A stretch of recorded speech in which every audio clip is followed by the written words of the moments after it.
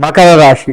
ఈ మకర రాశి వారికి మనోవ్యధ ఎక్కువగా ఉంటుంది. మనస్సు చంచలంగా ఉండి అనేక పర్యాయములు ఆలోచిస్తూ ఉంటారు. వీరు ఈ విధంగా ఆలోచించడం వల్ల వీరికి అనుకోని రోగము వచ్చి ఔషధ సేవించాల్సి వస్తుంది. అంటే మందులు వేసుకొని టానికులు తాగి ప్రతిసారి కూడా డాక్టర్ చుట్టూ తిరుగుతూ మందుల షాపు చుట్టూ తిరగాల్సిన పరిస్థితి ఈ రాశి వారికి కనపడుతూ ఉంది. కాస్త జాగ్రత్త వహించండి. ఆ విధంగా ఉన్నట్లయితే జాగ్రత్త కనుక వహిస్తే బాగుంటుంది. కొత్త పనులకు శ్రీకారం చుట్టేది కనపడుతూ ఉంది మళ్ళీ, కానీ అక్కడ కూడా జాగ్రత్త వహించాలి. దాని గురించి ఎక్కువగా ఆలోచించండి. ఎట్లా మెయింటైన్ చేసుకోవాలి ఏంటి ఈ విధంగా ఆలోచించండి. గృహ మార్పు కనపడుతూ ఉంది. విందు వినోదాల్లో పాల్గొంటారు. మీ ఇంట్లో శుభకార్యానికి శ్రీకారం చుట్టేది కనపడుతూ ఉంది. మీ గృహంలో ఏదైనా శుభకార్యం చేయాలి, గృహప్రవేశము వివాహము ఏదైనా చేయాలి అంటే దానికి ముందడుగు వేసేది కనపడుతూ ఉంది. పెద్దల్ని సేవించండి. తల్లిదండ్రుల్ని, ఇలా పెద్దవాళ్ళని, గురువుల్ని, ఇలా పెద్దవాళ్ళని సేవిస్తూ ఉండండి. తప్పకుండా ఆ పెద్దవారి దీవెనలే మనల్ని యశస్సుకు తీసుకొని వస్తాయి, ముందుకు నడిపిస్తూ ఉంటాయి. ఇక ఈ రాశి వారు వ్యవసాయం కూడా బాగుంటుంది. వీరు పెద్దలు చెప్పినట్లుగా వెనకట పద్ధతుల్లో కనుక వ్యవసాయాన్ని కాస్త ముందుకు నడిపిస్తూ ఉంటే ఇంకా బాగుంటుంది. విద్యార్థులు కష్టపడి చదవాలి, కష్టే ఫలి అన్నట్లుగా వీరు వ్యవహరిస్తూ ఉండాలి. ఆ విధంగా ఉంటే తప్పకుండా ఉద్యోగాల్లో ఎలా అయితే కష్టపడి మనం చేయాలి అనుకున్నామో, ఉద్యోగం ఎలా సంపాదించాలి అనేది కలలు కన్నాము, అక్కడికి మనల్ని తీసుకొని వస్తుంది. కాబట్టి కష్టపడి చదవండి. విద్యార్థులు చక్కటి పరీక్షలు రాస్తారు, చక్కగా రాస్తారు పరీక్షలు కూడా. ఉద్యోగాలు కూడా అనుకూలమైన ఉద్యోగాలు వస్తాయి. వ్యాపారాలు అనుకూలంగా చేస్తూ ఉంటారు. ఈ రాశివారు ఎట్లా ఉన్నా పెద్దలను సేవిస్తూ ఉండడం మంచిది. ఆ విధంగా ఉన్నట్లయితే ఈ రాశివారికి అనుకూలంగా ఉంటుంది.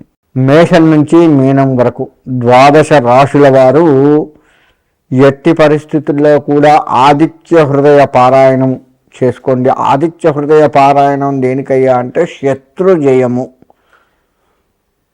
బాగా పనికి వస్తుంది. ఆరోగ్య విషయాలు అందరికీ అనుకూలంగా లేవు. సరే, అనుకూలంగా ఉన్న వాళ్ళు కూడా సూర్యారాధన చేయండి.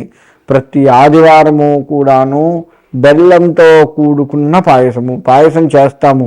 ఆవు పాలతో అన్నం ఉడికించి చక్కగా బెల్లము వేయండి. అంతేకాని పంచదార వేయద్దు. బెల్లము వేసి సూర్యుడికి ప్రత్యక్ష నారాయణుడు మనకు కనపడుతూ ఉంటాడు. సూర్యభగవానుడు ప్రత్యక్షంగా సూర్యుడికి నివేదన పెట్టండి.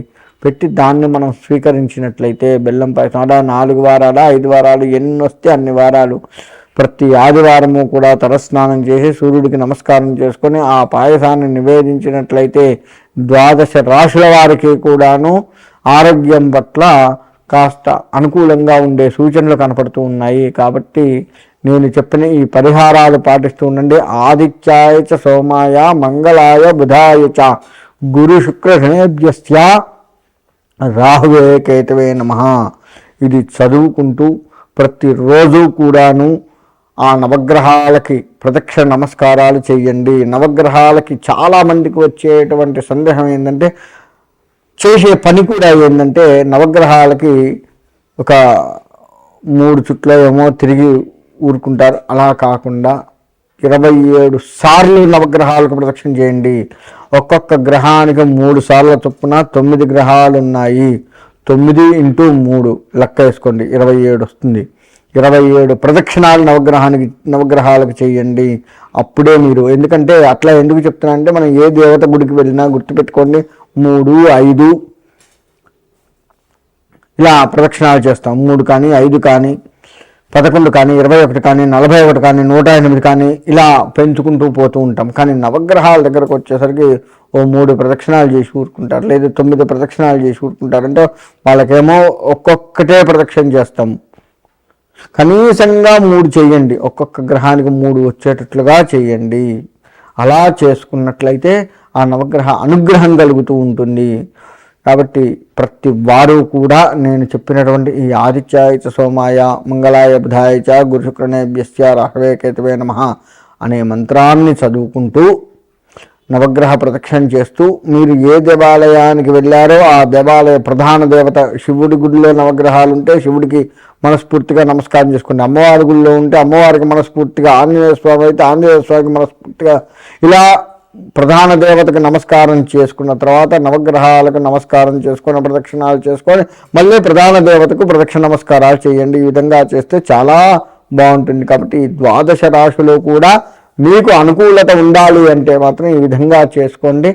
మీకు నవగ్రహ అనుగ్రహం కలిగి సుఖంగా ఉంటారు. స్వస్తి.